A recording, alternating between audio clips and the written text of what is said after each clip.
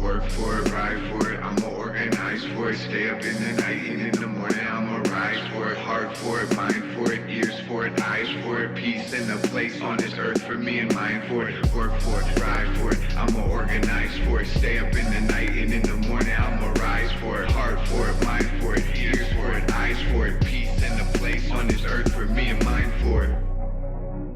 Welcome to the Money, Power, Land, Solidarity podcast. I'm really pleased today to be joined by Daniel Bergin, the producer, director of Jim Crow of the North, a full-length documentary that explores white supremacy in real estate, in the housing market, restrictive covenants in Minneapolis, and really uses that as a focus to talk about the history of racism and resistance to racism in Minneapolis. I was lucky enough to bump into Daniel this summer and reached out and connected. So I want to say welcome. It's really an honor to have you on the show. It's great to be on this show. The title of this show really goes to the heart of what I see as the role of kind of bringing forward these narratives, adding history to those words that you have as the title of your program. Those are the key, some of the key issues. So it was great to connect with you in community. And so I really appreciate what you're doing in activism and narrative and community. Yeah, same. It's not to gas you too much, but a mentor of mine and a friend of mine came to me just on fire after seeing your film, seeing Jim Crow of the North. And we've done racial justice work together, and he's also an artist and a media maker, and it really lit him on fire. And that was my first entry point into the film. So it's really important work, and it's having an impact. So again, kudos to you. And then I'll lead into kind of our first question. Can you talk about your relationship to Minneapolis? Were you born and raised in the cities? And, through growing up in the Twin Cities, how did you come to be an artist and a filmmaker? Yeah, well, thanks for that. And I am very much a product of the Twin Cities and of Minneapolis. I'm a South Sider born and raised. And so for the work I do now, which with PBS and in my own independent work is focused on history and diverse history and the power of race, place, and the past. All of that comes together. So I just a little bit on my origin story. I was in an alternative school setting and was exposed to, had some cool teachers who provided access to media tools. And we're talking way back. So Super 8 film, early reel-to-reel video. Oh, hell yeah. So early on, I was exposed to these tools and started to get a sense of the power of media and that sense of early kind of media literacy of what, kind of responsibility comes with that. Maybe 12-year-old boys shouldn't have video cameras. But ultimately that led to a convergence with how I was raised, which is in a family of, protesters and activists. Were protesters from, the late 60s and early 70s. So my siblings and I were really brought up with that idea of questioning authority, of, speaking out, and that's just our civic duty. And that was in my neighborhood, the Powderhorn neighborhood, also just kind of the ethos of the neighborhood. So all of that is part of me. And for me, it kind of then shows up primarily in my media work from my college days in narrative filmmaking, but certainly in my nonfiction work and in my decades with PBS. Hell yeah. Which, just offhand, which alternative school did you go to? It was a part of an initiative called the Southeast Alternatives. And there were a couple different schools. It was like a mini school district. And I was at the Free School, which was kind of modeled on the Freedom Schools. And it was just that. It was, kind of student directed, really open, very open. There were other open schools, but I think, we all chuckled that the Free School was very open. And so, that worked for me in that I was able to, with, again, really kind of caring adults and cool teachers and good peers, kind of find a focus and a place to express myself in case of art and media. So the Free School faded along with other open schools. And there aren't a lot of those kinds of alternatives out there now. Yeah. I mean, it's resonant to hear you talk about those experiences both in that school. I didn't go to an alternative school, but I taught for a moment at Laurie Nicollet Alternative School. And that environment, that creative movement culture, I think I love to see the way that sticks with people through their lives, And then another piece of your film that I think is really heartening, and I think is really important for us to soak up, is just the movement spirit, the spirit of protest, the spirit of justice that exists in our city. You know, like the uprisings this summer, they didn't come from nowhere. You know, they have a deep root. So it's encouraging to see the art that you produce. I'm curious. So you said you know, this long trajectory into filmmaking. How did this film in particular, the story of Jim Crow of the North, like of restrictive racial covenants in housing, and this film, how did you come to make this film? What was that process like? Yeah, it's a great question, and it's primarily about the Mapping Prejudice research project. But even before that, you know, part of it was my, you know, having in my DNA, literally in my bones and blood, South Minneapolis, and again, as a Powderhorn kid, you know, just really being curious and learning more about the history of these specific places in our community, and that history is troubling, that dark history. So in an older film of mine, a film called North Star, Minnesota's Black Pioneers, I told some of the story of the Lee House. And at that time, it was much less known, and I came across it through some scholarship from a legal scholar named Ann Jurgens, who was profiling Lena Smith, the first Black female attorney in the state. And so learning that this lynch mob had laid siege to this African-American World War I veterans home in my South Minneapolis in the 30s was kind of a stunner. And so it started to kind of introduce to me that idea of the complex and difficult history that is important to share as well.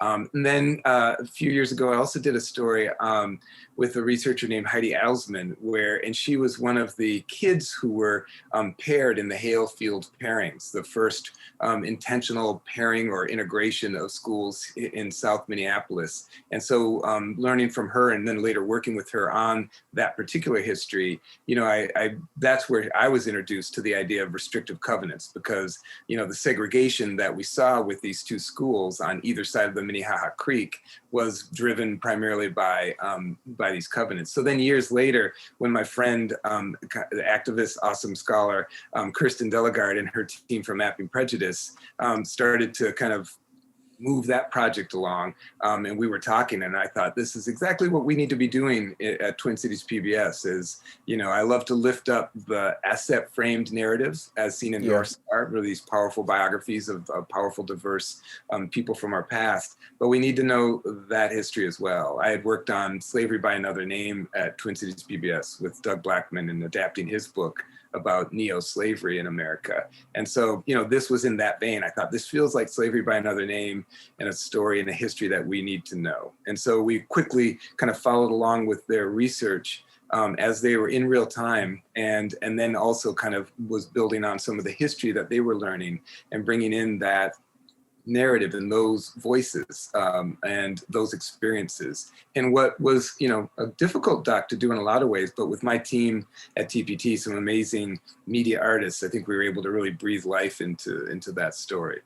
Yeah, I'm just like, I'm trying to limit some of my questions, you know, because I work in, this is my first experience doing this podcast, really with this style of production. I'm a poet and a musician originally, you know, so I have some experience writing and producing, but I'm just really impressed by the medium, you know, and I thought that your film, it's great to see the interviews, you see the researchers there, but you also see some of the original documents, some of the newspaper clippings and headlines and photographs from those times, and the original audio that's textured in there. So I just it was really cool. And like preparing to interview you, I'm realizing I'm learning to watch film differently, because it's such a magic medium, you know, that sometimes you don't even recognize everything that you're seeing because it just overtakes your senses. So that's something I appreciated about preparing for this.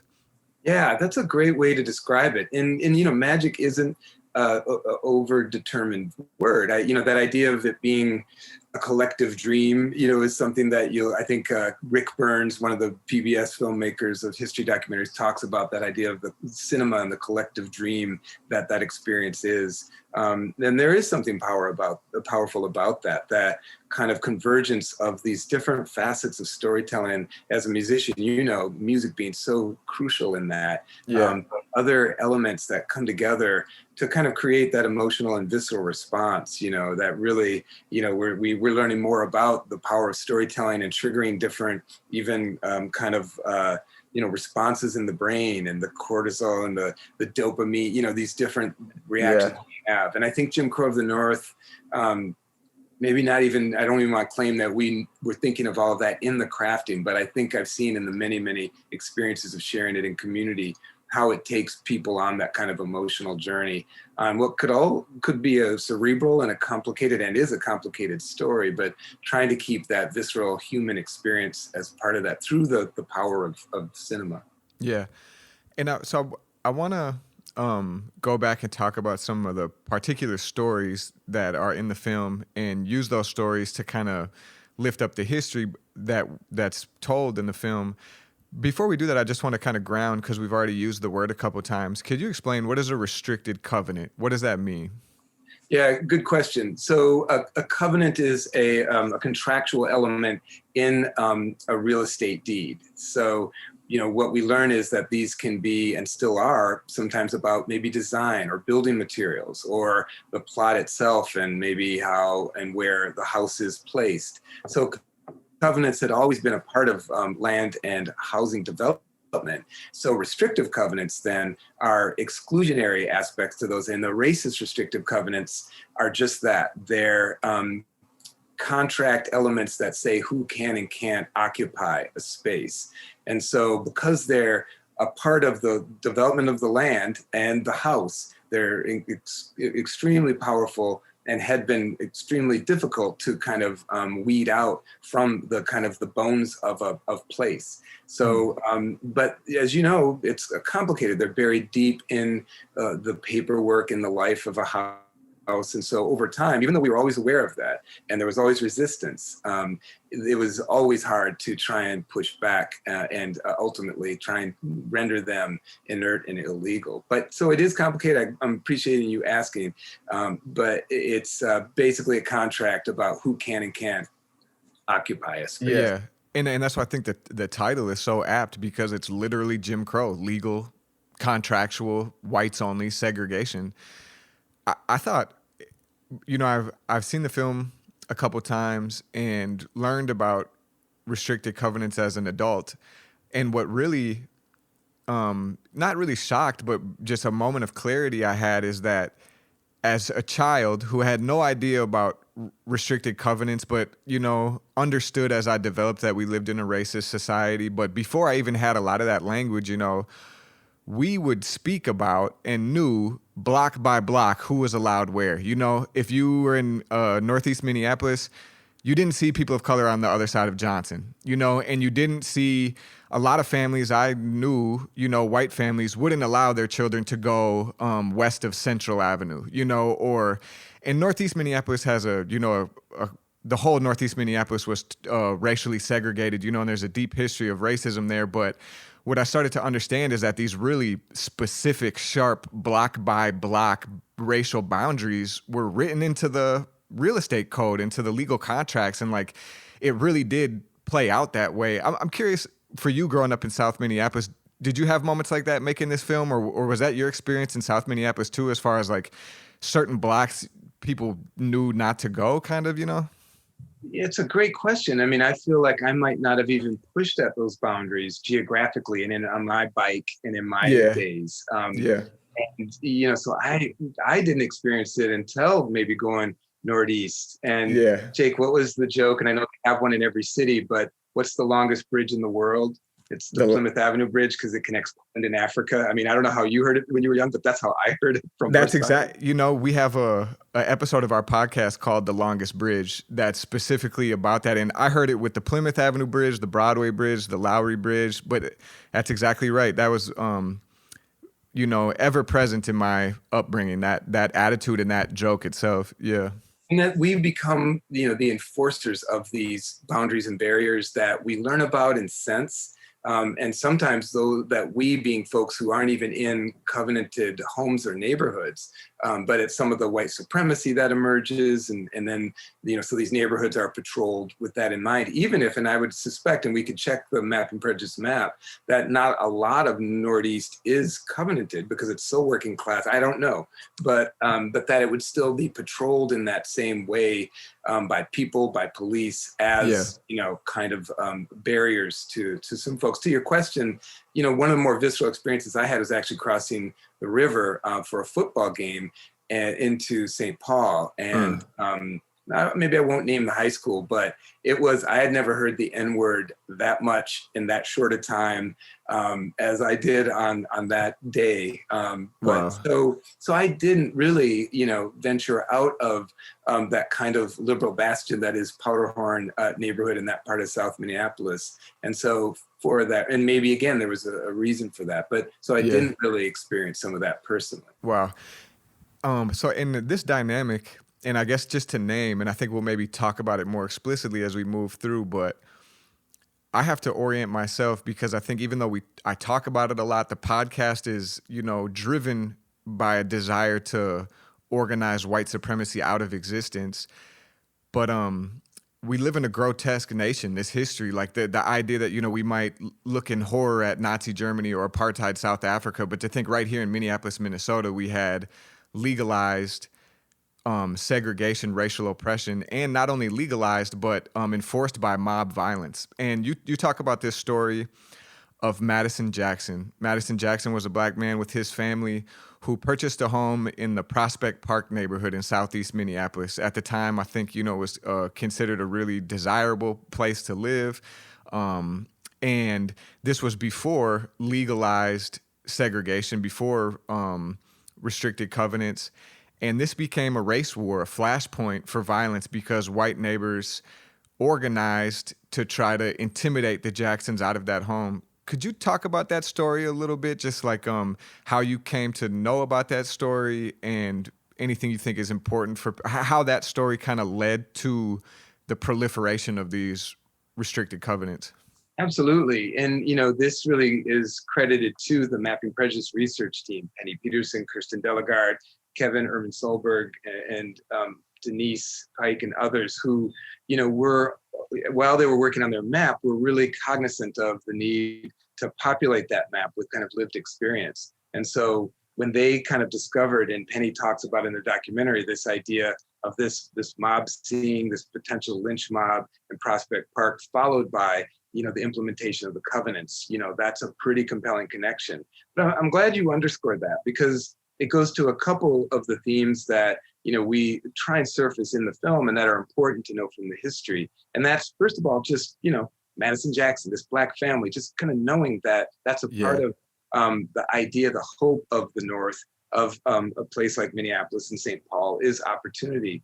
And that opportunity was certainly limited by racism. So even though he was educated, I think had been in law school, he could only get so much work or certain kinds of work. So like many educated brothers, he worked in the railroad field in the dining car work that was so common as a point of entry into fairly stable work. Like Gordon Parks, Cecil Newman, and Roy Wilkins, I think. Wilkins, but that was one of the few jobs that, these well-educated Black men could get. And so that's what Madison did. But it was, stable enough. And eventually, as became as a kind of labor movement, kind of strong enough where it was well compensated. So he had the ability to build in Prospect Park. But, your question is good because it, in addition to that idea of this was a family, these were real people on that kind of Minnesota pioneer American dream path that was then kind of abruptly and brutally interrupted by something you said made me think of, kind of even these current times and how we see white supremacy playing out on that multiple tiered level of effete, kind of leaders and senators with all the decorum and, poise and articulation. And then that's supported by the rabble and the mob that's explicitly violent. And all of that is linked to kind of an even darker, back then, KKK. And there's allusions to that kind of mob, but that's just there in the shadows. And so, Right. so in that incident in Prospect Park, you see all those kind of levels of white supremacy, the threats of violence, the coercion, the kind of diplomatic, outreach, and the dangling of money, all these different tactics that were used, all at the same time, really, to keep, and in this case, to try and oust Black families, but certainly to keep them from entering neighborhoods. And I know you're interested in, the fact that, as we do in the film, a lot of this was seen through the eyes of a little girl, an African-American girl, who was, someone who helped us understand that story and really put a face on that experience from the perspective of a family, and in this case, a child. Yeah, and that's another real jewel I picked up in the film, is like, one, to understand, my dad grew up in Southeast Minneapolis, in the Marcy Holmes neighborhood, but, not far from Prospect Park. So to understand in 1909, 1910, the early 1900s, you had a Black family purchase a home, work with another Black family to help them purchase a home, and withstood and stood up to this mob and planted their roots there and owned that home, and just really inspired by their courage, and put in context the racist violence we see today, that again, it didn't come from anywhere. We have some legacy in terms of how we fight that. But then to be made aware of Madison Jackson's daughter, Marvel Jackson Cook, correct? And to realize this is a impactful figure in the Harlem Renaissance, a journalist, a writer, and to understand that Madison Jackson and his wife, were in communication with and in the same milieu as people like W.E.B. Du Bois. And one thing that really struck me was in the audio clip of Marvel Jackson telling this story. It's from the Communist Party's audio history. And I was just curious if you could kind of talk about that. Our show, one thing that we really are intentional about is being statedly leftist. I'm a communist, anarchist of some sort. I really believe that fighting white supremacy requires fighting capitalism, and that capitalism and white supremacy are deeply baked together. And I think, as all factions of the civil rights movement and the freedom movement are worthy to be lifted up, but I find that a lot of times we don't hear about the left, that W.E.B. Du Bois was a communist and that Marvel Jackson was a member of the Communist Party. I'm just curious if you had any thoughts on that, or did that surprise you making the film, or was there, could you just kind of talk more about that left milieu? And I realized that kind of was a wellspring for the civil rights movement, right? And again,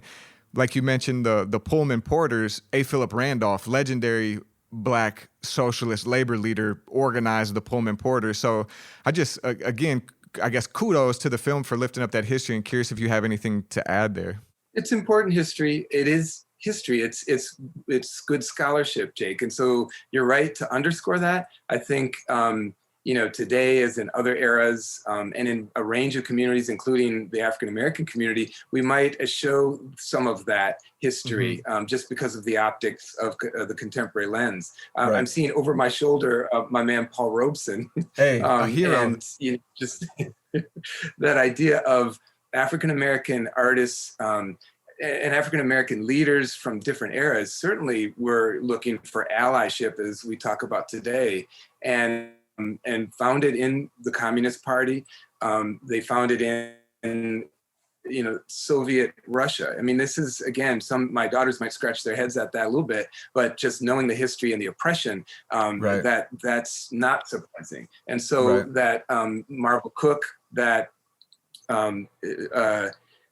and now I just spaced the name of the other voice that we include in the oral history.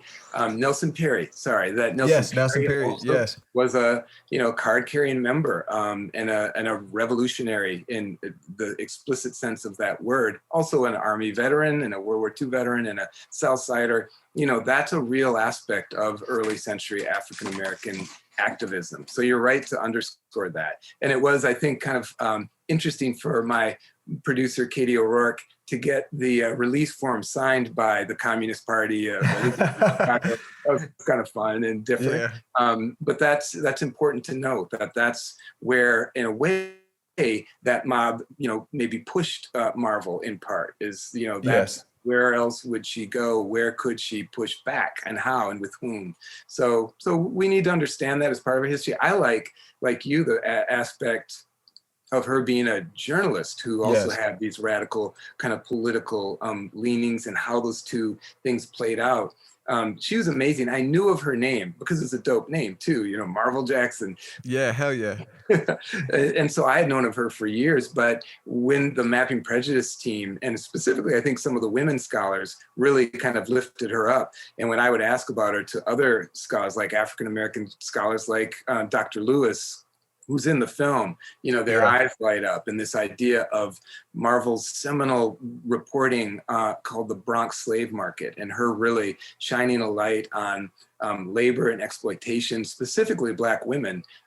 You know, she's a shero to a lot of radical feminist scholars and other women who know their history. So she's a great character. But it is interesting, Marvel Jackson, Nelson Perry, you know, in our film, both really being a part of that real radical left. That was a part of the movement. Yeah. Wow. Yeah, I'm really looking forward to learning more about Marvel Jackson. Can you talk a bit about, so the way the film lays it out, and my understanding is this was a flashpoint, the battle over the Jacksons' home in Prospect Park. And after that, what you saw was the proliferation of racial covenants going into housing deeds. And wondering if you could talk about that period. And I guess the connection that I thought was important to today is this was a time when Minneapolis was experiencing rapid development, right? You know, there was the core city, and then they're talking about buying farmland that today is Central City, you know, real estate, right? And again, just to ground this context that this was stolen from the Dakota people, you know, not 100 years earlier, there was the Dakota-U.S. War where the land was stolen. But now you have like a growing city, and after this flashpoint, 1910, you have big real estate developers buying large swaths of land from the city and building the neighborhoods out, right? And my understanding is that in those large transactions where large pieces of land were purchased, that restricted covenants were written into those deeds, and that really deepened the segregation in Minneapolis. Could you kind of talk about that period, and also tell us a bit about who was Edmund G. Walton? Yeah, and it is important to know that side of the story. I think, again, that's the solid scholarship and the good history. And as hard as it is, especially on a really local level, to name names, you know. Yes. And I had colleagues who were like, yo, I think I know some descendants, and are you worried about what they might say or think? And it's like, we need to know this history. And Absolutely. So you're right, the development of the Twin Cities, and certainly the suburbs, were happening at a time when the restrictive covenants were really coming into play. And what we learned from the Mapping Prejudice scholars in their research is that it was kind of picked up from a convention, a realtors convention, because this was even then a kind of real formal national industry and entity. And so, you know, I think California was actually where some of these were really embedded initially. And so they were passing on this tool, and it was quote unquote good business. And so it really proliferated, and it got to be to the point where, you know, it was, you know, you couldn't, they would say, develop these properties without it to be marketable. And so Walton and others, Mary Dorman, you know, started to, you know, really embed these deeply into these neighborhoods. And Jake, it's important to point out that it wasn't hush hush. Really, it was initially maybe a little quieter, but eventually it became a part of the promotion and the literal marketing of these developments. And so it was there, and it was known about, and then it would be contested, you know, for the next, you know, half century. But yeah, the timing of it made it such that for a lot of Minneapolis, and then definitely for the suburbs, and, you know, the Mapping Prejudice map will show you some really brutal barriers and landscapes of covenants, especially in the western and southwestern suburbs, where because of the timing of the development of some of those municipalities, they're riddled with the covenants. And so it's really even more baked into the kind of the DNA and the map of some of, you know, these western and southwestern suburbs, these covenants are. And so yeah, it has to do with, you know, clearly it's it's the market, right? And so it is, it became a tool of these developers and capitalists to, to kind of wield in the kind of good business, as they would say, of what they were doing in land and housing development. Absolutely. Yeah. It's really important for us. We kicked off our show through the organizing around the Upper Harbor Terminal redevelopment in North Minneapolis. I don't know if you're familiar with that project. And,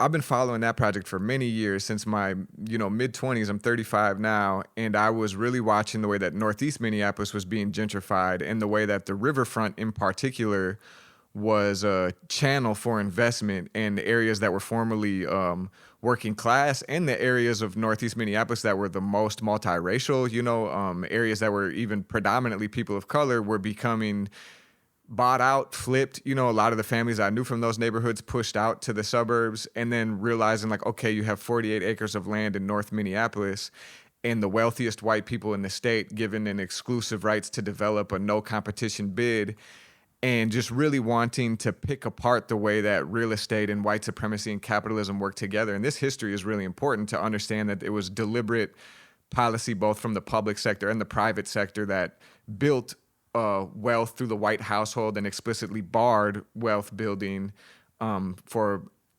Black people in particular. It was always Black people, but also Jewish people, anybody that wasn't white. One thing I noticed in the film that I think is like important to see the actual deeds is the bizarre race science language in these deeds, like just absurd, like the Aryan branch of the Caucasian race and all that type of shit. What was that like reading those deeds? Because that stuff is just insane. It is, and it's right out of eugenics, which again isn't just a Nazi Germany thing. In Minnesota and America have a history of eugenics that's just really troubling. And so, yeah, it feels like there's both kind of this overreach to just basically net anyone that isn't, Caucasian branch of the white race. So they're tossing out all these, now antiquated terms about Moors and Mongoloids and things. But it is to me, it's part of the offense and the insult, using those terms, at least to my contemporary brown eyes. It does harm.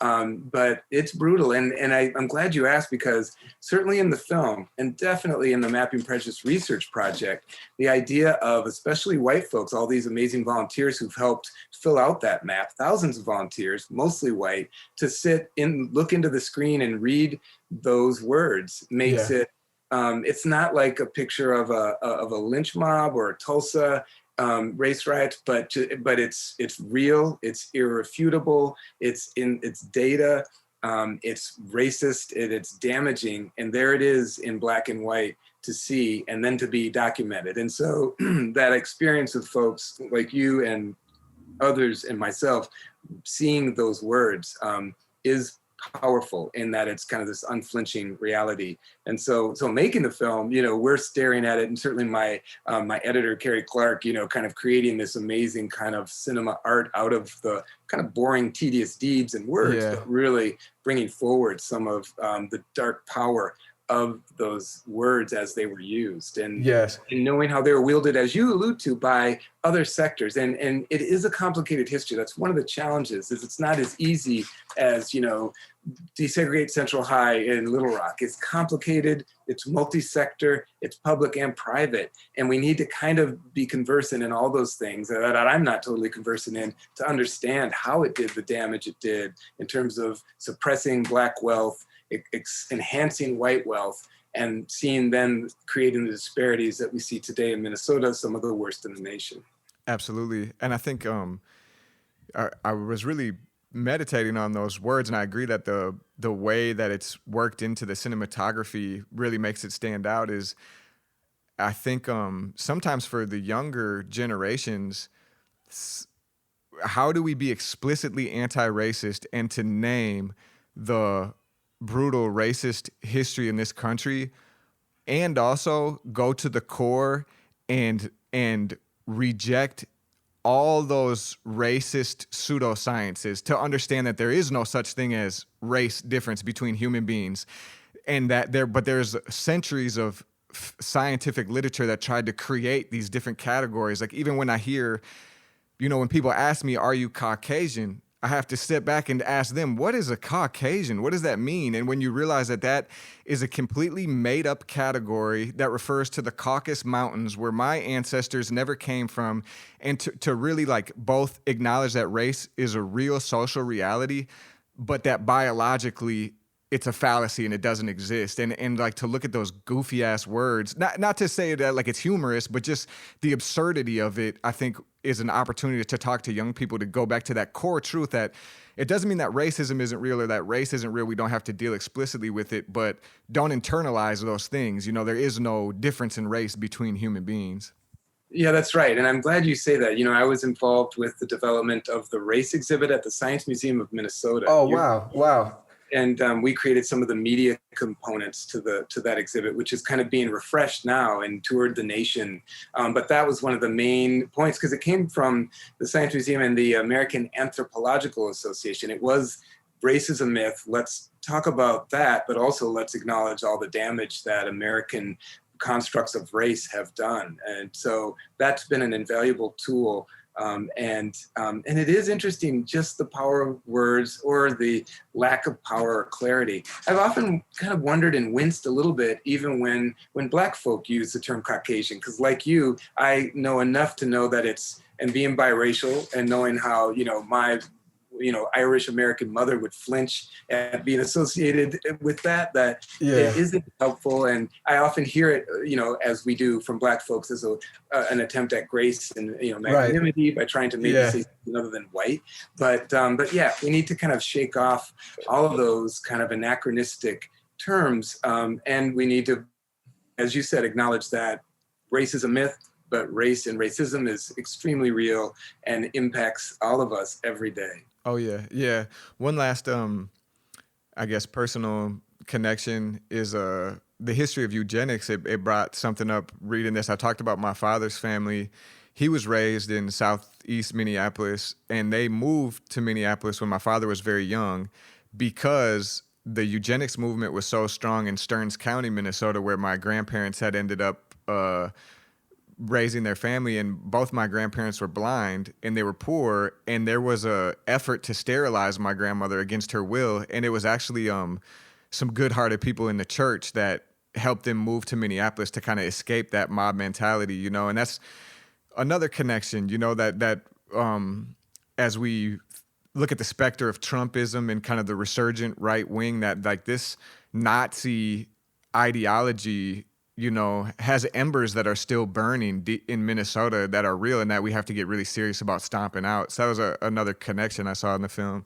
Well, and thank you for sharing your personal account. As Dr. Delegard shares her personal account in the film, the lead researcher who talks about her uneducated, Swedish immigrant grandparents being able to build a life because they could, as white people, buy homes, and how that was a different experience than African Americans and other people of color. But yeah, let's zoom out past the Twin Cities. Stearns County has a real history, and even in an era before what your grandparents experienced, and that's just brutal to hear. Just knowing that the slaveholder culture in Minnesota. Yes. Professor Chris Lehman of St. Cloud State University has done some amazing research and publishing on the deep roots of slaveholders and Minnesota's economic origins. But that a lot of that is seated in that part of the state. So it's no coincidence then that kind of white supremacist thinking still unfortunately affects that community today. A lot of great folks, and I love some of the things that are happening in St. Cloud, specifically with, on campus and with the diversifying community, some good conversations, but that history is real.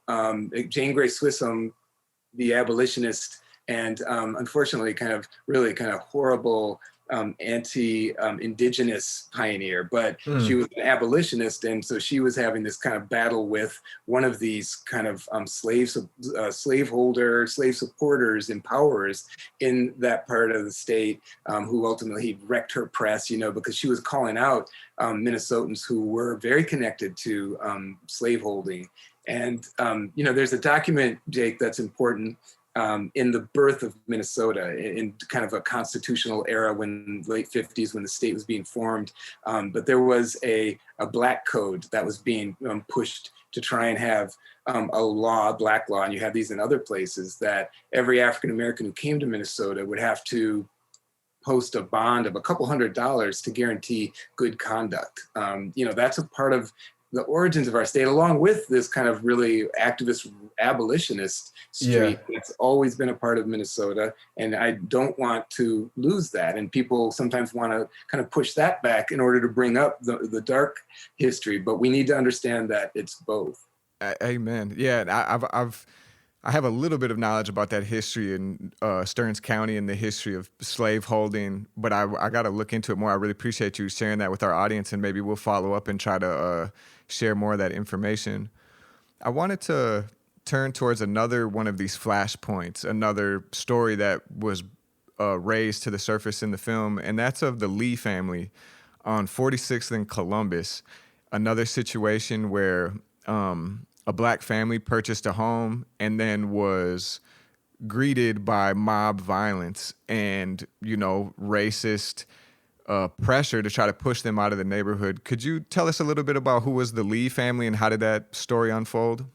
Yeah, it's such an important story, and the kind of story that we associate with the South or the Rust Belt, anywhere but here in Minnesota, right? But It happened, something you and I didn't learn about in school growing up here in Minnesota. Absolutely not. And I think primarily for me, because of the research into Lena Smith, the black activist lawyer that Ann Jurgens was doing, surfaced this kind of lost history that was big news in the early 30s when it happened, but now is kind of returned to us in real tangible ways. So Arthur Lee was, World War I veteran. He was a postal worker. He was a part of a kind of black intelligentsia and not as big as the North Side or Rondo, but a really important black community here in South Minneapolis. Yeah. And he bought a home that, while it wasn't covenanted itself, was kind of in the periphery of deep covenants here in South Minneapolis. So this house was at 46 in Columbus. I'm on 46 right now, just blocks away. Oh, wow. My home. And so, he and his family then moved into this home and were immediately set upon by, as I described earlier, these kind of multiple tiers of racist action. And so that was both neighborhood committees coming to kind of chat and negotiate to buy them out, to tell them, saying that, we think it'd be best for everyone. We'll give you a good deal on the house. You should probably move on. Meanwhile, probably some of those same neighbors would go at night, were forming into a mob in a hot summer in the early 30s. Folks jumping off the streetcar on 46 to join, and fourth probably, to join this mob. And really kind of terrifying stuff happened. Yeah. Lethal stuff. There was a lot of calls for lynching Mr. Lee and maybe his family. From what we gather, their family dog was poisoned. The house was kind of stoned. There was paint thrown on it, and just imagine that idea of a mob of thousands, estimated maybe 5,000, circling your home for consecutive nights. So the Lees were holed up in the basement. From what I gather from, some of the radical history of this is understanding, again, that collectivism and the solidarity is that some of Mr. Lee's fellow postal workers, and I imagine, there were black folks, I think we know there were, but there were many white folks, some of whom were also World War I veterans, actually guarded the house. I think they may have been armed. And so that's an important part of the story to remember as well. And then sometimes that can get lost. But it was a frightening time. Lena Smith entered into the fray as the president of the NAACP and kind of negotiated and lobbied the governor for troops, lobbied the mayor for police protection. And ultimately things quieted. But ultimately the Lees left. Even after that flashpoint that summer, it still was tense in the neighborhood, and you'd read reports of incidents in the months and a year or so that followed. I don't even know if they made it a year, But they ultimately did move. But in a way, Jake, it was a statement. You know, it's like Rosa Parks not giving up her seat. It didn't just happen. She's an activist who was in an action, a direct action. And Mr. Lee was also, you know, kind of making a statement. So just the quick epilogue on that is, you know, after learning about that and telling a bit of the story in my film North Star back in the early 2000s, some folks in the neighborhood here on the South Side learned about it. And, you know, my film helped put that out in the public in a more clear way after Anne's amazing research. But so the community kind of took that story and wanted to acknowledge it. So ultimately what you have is a bronze marker, a piece of public art on the lawn of that home, this tiny little bungalow that now permanently kind of calls out that story. So the nearby school, field school where my daughters went, they know about it, they've researched it, and it really has now made it a public history in the way it always should have been. Hell yeah. So it's now kind of a marker for this idea of housing segregation that wasn't de facto segregation as we often referred to it in Minneapolis and Minnesota. It was because of restrictive covenants and the red lines that were based on them, real and contractual enforceable segregation. Yeah, Jim Crow of the North. Right on. Yeah, and just because we do have some listeners from outside of Minneapolis, you know, to put things into context, the George Floyd Square, where George Floyd was murdered, and this, you know, act of protest in this community is on 38th and Columbus, basically. Columbus is one block off of Chicago Avenue. So you're talking about 46th and Columbus, just a few blocks down, you know, in the 1930s. And I know what it feels like to be in a crowd of a couple thousand people, you know, and to think that that type of a mob was outside of this family's home.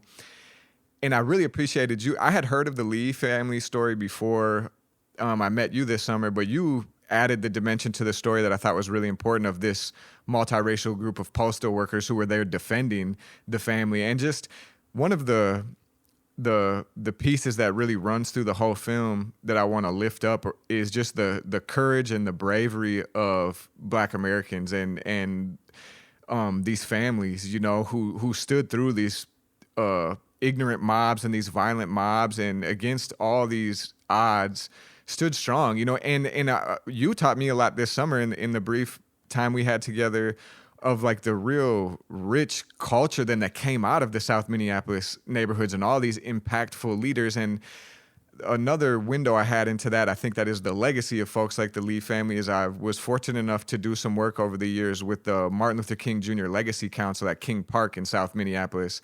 And my understanding is that this is a group that was formed back in the 60s when Nicollet Field was renamed Dr. King Park, you know, and they're still organizing, you know, organizing in the park, organizing in the neighborhood. And I've had like really blessed to be able to sit at the feet of some of those elders who have this direct connection. So I just want to say that to our listeners, is that South Minneapolis, all over the world, you have these examples, but here in South Minneapolis, just incredibly powerful freedom fighters and mothers and fathers and grandmothers and grandfathers who really are to be appreciated and admired.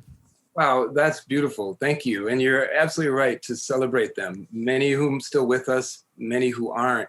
But that is such an important story. And I didn't know your connection to the Legacy Committee. That's another really compelling narrative, that idea of that park becoming, from my research, Jake, the first place in the world to take the name of Dr. Martin Luther King after his assassination. I didn't know that. Wow. Months after, Sam Richardson and other activists in the neighborhood started down that path. And the park board had to do some contortions to make it happen, because they're very, controlling of all their processes, but they did. And so there's a powerful legacy then that you're connected to with that then kind of came up again when the idea of having a dog park, a little dog run at Martin Luther King Park came up. And a lot of white neighbors in Kingfield were like, what's the problem? And a lot of these Black elders that you're referring to were slapping their foreheads and in tears, actually. It's serious. About like, how could you not see the problem of dogs in a civil rights informed and inspired park? So then I love, Jake, how it's now ended up with a beautiful Black History playground in that park, That's how I got connected. I worked for a campaign, Parks and Power. We're doing racial justice organizing in the parks, and we got connected about that time when the it's an incredible interactive Black history, civil rights history playground. And I think my main connection to that group is the mighty Sandra Samuels, who I think is the daughter of, or not Sandra Samuels, excuse me, Sandra Richardson, who is the daughter of Sam Richardson. Yes. That's right. Yeah, she's great. And she carries that legacy of activism, wellness, and really on a local level and in community. But thank you for the shout out to the South Side. You know, we know the power and importance of Rondo. The North Side is and always has been, will be the kind of the center, the rich, you know, population center of Black Minnesota. But, you know, as Gordon Parks, Homer Smith, Cecil Newman, and many others would tell you, and those are the kind of the legends you're referring to a lot of folks who are still with us, there is a real power to Southside that despite 35W kind of eviscerating the community, is still there. So when folks are at George Floyd Square, just looking to the west down 38th and knowing that at 38th and 4th, and you would dig this, that a labor activist and restaurateur, A.V. Cassius, was an early Black entrepreneur, and that intersection was a fulcrum of Black business life, you know, wealth development, and that you know, we're trying to kind of build on and grow those seeds that are still there. That's amazing. Yeah, it really is. I got to just say, too, I don't know if they're listening, but along with Sandra, I got to shout out my OG Art, Sandra's partner, a real fierce accomplice in the struggle. Absolutely. Yeah. So there's so much to talk about, you know, and we're getting short on time, but could you just kind of talk, you don't have to be quick, but just conscious of the time, you know, so the racial covenants were embedded through the private market after these early incidences, and then the FHA and the New Deal was passed, and the restricted covenants redlining were encouraged through that public sector policy then that deepened this level of segregation that really simmered and stuck with us. I mean, it's still with us today, but came to a head in the battle of the civil rights movement for fair housing legislation. And my understanding is that Minnesota was really one of the driving areas, hotspots for pushing this fair housing act in the civil rights movement. Could you just kind of talk about that link? Like, how did these developments in the 30s kind of lead towards this moment in the late 60s with the passing of the Fair Housing Act? Right, and I appreciate you sketching out that timeline, because it's complicated, but it's really important. You know, that restrictive covenants from the private sector were put in place early century, so that 2 decades later, you know, by the time the FHA comes into being during the New Deal and is trying to figure out ways to make housing more affordable, and they come up with this idea of a map to kind of guide investment and underwriting for banks and insurers, they use restrictive covenants. So if there's a neighborhood like, say, Linden Hills that's riddled with restrictive covenants, they say, cool, that's green, as opposed to South Central, or maybe, you know, parts of your childhood neighborhood over Northeast that are going to be marginal. And so they aren't as favorable for investment. So that's an important lineage to understand, that more people know about red lines. And that's what I'm referring to, is ultimately these neighborhoods were red lines, meaning, you know, don't invest, don't underwrite, don't insure mortgages in these places. So, but the origin, the roots of red lines are restrictive covenants. And that's one of the breakthroughs from the Mapping Prejudice research team that we relate in the film. But then, while there was always pushback and court battles to kind of chip away at the power of the restrictive covenants, Minnesota in the early 60s did take on its own, thanks to elders like the late Katie McWatt and other activists from that era. And the legend, Dr. Josie Johnson, worked with allies, interestingly, Jake, with, you know, the kind of mid-century moderate Republicans who were in leadership to create pioneering Fair Housing Act legislation here in Minnesota. But still, you know, discrimination was clearly happening. And so years later, Senator Mondale was one of the leading sponsors of the kind of federal Fair Housing Act in the late 60s, which was kind of seen as the last great achievement of the civil rights era. So that's what we kind of mark as the end of restrictive covenants in terms of their enforceability, their legal nature. That's when it ends. But we know that the damage was done, the industries were infected, and so, you know, we're still kind of battling with that legacy. Yeah, absolutely. I mean, that's one of the larger context I've come to understand in the last few years, you know, because I really learned the word gentrification trying to name what I was experiencing, you know, growing up in Minneapolis in the 90s and early 2000s and just seeing an obvious flood of capital investment and becoming politicized and starting to have some of these terms, and then recognize that the stage was set for gentrification and intentionally through these real estate cycles to say, no, we're not going to direct capital into inner city neighborhoods, knowing that there'll be a time then when capital will come back in and buy those up for the low. And what you really see now is a lot of these patterns being reversed, where before people were moving to these green lit areas in the suburbs and the peripheries of the city, white people with means, the inner city was left in austerity and disinvestment. And now that the inner city is prized real estate, now you have the flood of private capital coming back into the inner city along with the patterns of racial power. So we're really trying to sketch out, how do we interrupt that? How do we, change those patterns of real estate and allow the people who have been making these neighborhoods in the inner city stay and build wealth? So there's no easy answers to that, but this really helps us understand the context we're in. Absolutely. Well done, my man. I mean, making that connection between restrictive covenants of a century ago and gentrification today is something that I haven't talked as much about. So I think that's important, because as the theme of your work and your program underscores, you know, when we rely on the marketplace, you know, right. especially for those of us who were bought and sold on the market, right. That's inherently problematic. And right. so gentrification is a current manifestation of that. That's, you know, and it's complex, and we both know that we want investment, we want opportunity, we want wealth development in our neighborhoods. We want, you know, quality parks and schools and amenities and quality homes. But we know we need to be vigilant, as I think Sandra and other neighbors were when, Seward, say, for instance, wanted to develop a co-op in South Central, you know, making sure that that was going to be a discussion, that community was going to be a part of that was important. So yeah, that's where I really appreciate where you brought this discussion, is where we are today in our neighborhoods, this legacy and history that's a part of this, and just knowing that history helps inform how we navigate and get to reparative or solutions or, you know, reparations in community. Yeah. I have one more question. Is that cool if I kind of...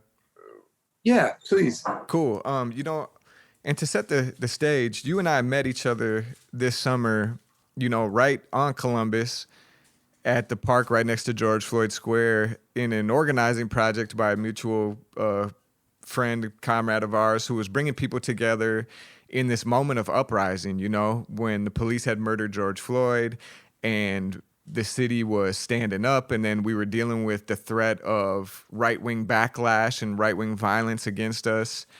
And we connected on a love of John Brown, you know, or another piece of American history that we don't hear too much about, connected to these postal workers who stood up against the threat of racist violence. And then as we're doing this interview today, kind of a catalyst for us getting together to talk about this was the storming of the Capitol building last week and this emerging threat of, again, racist right-wing mob violence. So I'm curious just to hear, you know, in your work as a historian and artist, what spirit should we be approaching this moment with? You know, what do you have any thoughts, or have you learned anything in your work about, you know, how to face these threats? And I guess for me to affirm, or just what I appreciated about the story that you told, is like not just the story that there was white people who came to threaten, but that they weren't nobody was letting anything happen to them laying down. You know what I'm saying? Like, you were definitely gonna get the smoke back. And to me, that's an important legacy for me to understand, is that I'm afraid, but I refuse to be terrorized. You know what I'm saying? And we have to fight back. So I'm just curious, you know, in the situation we're in today, and in the work that you've done, you know, what hope do you have, or what type of spirit should we be approaching this moment with? Yeah, that's a great question, because it is kind of an eternal struggle, I think, with a lot of us. And certainly looking at the history, movement history, you see that, you know, not to oversimplify it, but that Malcolm and Martin kind of dichotomy and duality, you know, right. and right. and that that what I hope we learn from the movement is that not the kind of simple thinking of which one was right, which one made it work, but that seeing in all movements that you have that spectrum of activism. And I think, we all have and can debate what was effective in the last year or so in terms of uprising. And I think you're right to kind of say, fairly plainly that, in our history, we need to really think carefully about how and when postal workers have to stand in front of a house armed, I think, and protect a family, so it's complicated because I'm also then, of course, really drawn, having met John Lewis, having worked and been a mentee of Dr. Josie Johnson, to that idea of soul force and that idea that, the nonviolent direct action of the civil rights movement worked and is it's a thing to aspire to, and that it can and has made change. That comes with allyship, and so that we all can, and we see in the movement did, because there were a lot of activists, white, Jewish, and others who were freedom fighters trained in the power of soul force and the use of nonviolence. So it's complicated, isn't it? Yeah. And because of the unique times we're in right now, it's tested. And, so I've struggled with my own thoughts and kind of impulses in the moment we're in now. And for, your listeners down the road, just looking back on early 2021 and the kind of the terrorist kind of violent armed uprising that we're experiencing, it's hard, right? But I just kind of keep thinking of the late John Lewis and hoping that he's right, and that, ultimately, Jake, I was at the Million Man March in the mid 90s, a million African-American men led by an organization that has trained lethal soldiers in the fruit of Islam. Right. And it was just a kind of wonderful, powerful, chill afternoon of a million brothers on the mall, that's what we do in those spaces in our movement and in the history. And for the March on Washington, from the Minnesotans I talked to, when you couldn't go if you couldn't commit to nonviolence. So a lot of people didn't go. It's there, it's complicated, and it is, and I'm appreciating you kind of teasing it up because it's something we need to talk about. And it's something that, the right, who are the nonviolent, white supremacists? Where are those, where's a Million Man March of white men, going to the Capitol in DC and having music and speech? I'm not seeing that straight up. I think I can say that fairly directly. And so, so I'm proud of that history in the civil rights movement with Black folks and their allies. And I'm proud of you, being a part of that and doing the good work that you're doing with your activism and with your storytelling. Hey, thank you. And I think, I just appreciate that perspective, and it's like, I'm a believer in diversity of tactics, but I think what's underneath all of them, I think what you just said is that soul force, that soul power. And we have so many traditions to inspire us. And I think that's the most important thing, is to recognize that, like, if people like the Lee family, the Jacksons and so many others in our history have stood up against this type of terrorism and refused to bow to it and propelled movements and raised children and honored their families and stuff, that we have a bright future ahead of us, in that, like, with our hearts and our spirits and in our collective solidarity, we're not gonna be defeated, Right on. Thank you. Yeah. Hey, thanks for joining us, man. It's like a really good conversation, and really appreciate your work. We'll link up to the Jim Crow of the North, and then I'd love to link to North Star too, if you could send me a link. So thanks for joining us, Daniel Bergin. Any last thoughts for our listeners? No, I hope they maybe even listen to this while they're taking a walking tour of the historic Old South Side, and there you go. From the George Floyd Square to 38th and 4th. To the Lee House, hearing your conversations and being in our community will really, I think, help understand this history. Awesome. You heard it there. South Side, we're outside. Money, power, land, solidarity. We need money, land, solidarity. If you funny, stand.